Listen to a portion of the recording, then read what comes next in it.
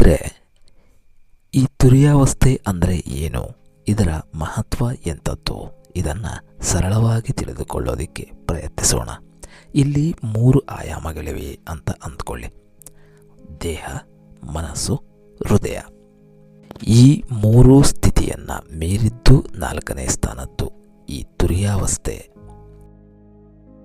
ಸ್ವಲ್ಪ ವಿವರಣಾತೀತವಾಗಿ ನೋಡೋದಾದರೆ ದೇಹವನ್ನು ತೆಗೆದುಕೊಳ್ಳೋಣ.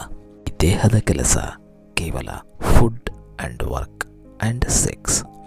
ಇಷ್ಟನ್ನು ಬಿಟ್ಟು ಬೇರೇನೂ ಅಲ್ಲ.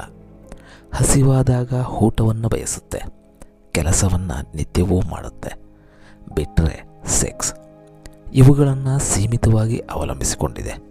ಎರಡನೇದಾಗಿ ಮನಸ್ಸು. ಸ್ವಲ್ಪ ಅದಕ್ಕಿಂತ ಹೆಚ್ಚು ಉನ್ನತವಾದದ್ದು ಅಂತ ಅನ್ನಿಸಬಹುದು. ಮನಸ್ಸು ನಮ್ಮೊಳಗೆ ಬಯಸುತ್ತಲೇ ಹೋಗುತ್ತೆ.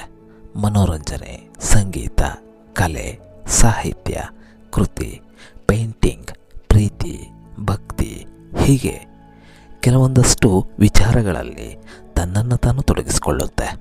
ಮನಸ್ಸು ಒಂದು ಭಿನ್ನವಾದ ಆಯಾಮ.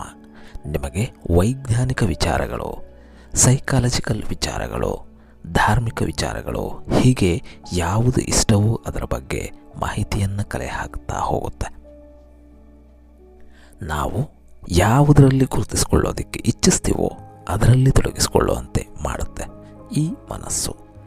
ಇನ್ನು 3ನೇದಾಗಿ ಹೃದಯ.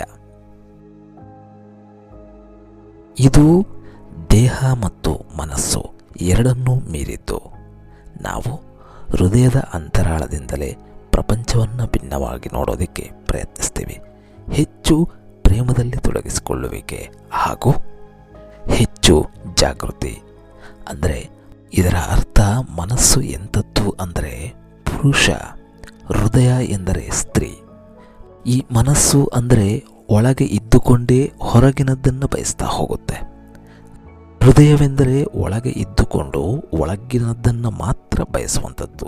ಮೃದುವಾದದ್ದನ್ನು, ವಿನಯವಾದದ್ದನ್ನು, ಸೌಮ್ಯವಾದದ್ದನ್ನು ಬಯಸೋದು. ಮನಸ್ಸು ತರ್ಕವಾದದ್ದು, ಹೃದಯ ಪ್ರೇಮಭರಿತವಾದದ್ದು. ಇದರ ಅರ್ಥ ನಾವು ಯಾವಾಗ ಇವುಗಳನ್ನು ಅರ್ಥ ಮಾಡಿಕೊಳ್ಳೋದರಲ್ಲಿ ಸಫಲರಾಗ್ತೀವೋ ಆಗ ಎಲ್ಲೋ ಒಂದು ಕಡೆ ನಮಗದು ಅರ್ಥ ಆಗುತ್ತೆ, ಏನೋ ಒಂದು ತಪ್ಪಾಗಿರಬಹುದು ಎನ್ನುವಂತೆ. ಇದ್ದಕ್ಕಿದ್ದಂತೆ ದೇಹ, ಮನಸ್ಸು, ಹೃದಯ ಪೂರ್ಣವಾಗಿ ಪ್ರತಿಯೊಂದು ಭಿನ್ನ ಆಯಾಮವನ್ನು ಹೊಂದಿದೆ ಎಂಬಂತೆ ಈ 3ನ್ನು ಬಿಟ್ಟು 4ನೇ ಸ್ಥಿತಿ ಅನ್ನೋದು ಒಂದಿದೆ.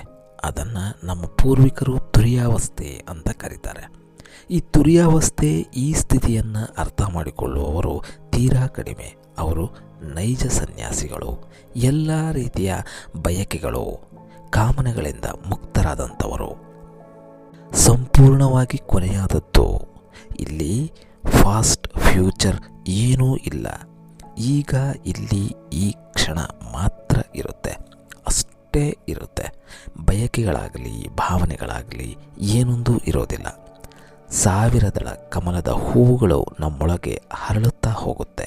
ಒಮ್ಮೆ ಇದು ಘಟಿಸಿದರೆ ನಾವು ಪೂರ್ಣವಾಗಿ ದೈವತ್ವದ ಒಂದು ಅಂಶವೇ ಆಗಿರ್ತೇವೆ.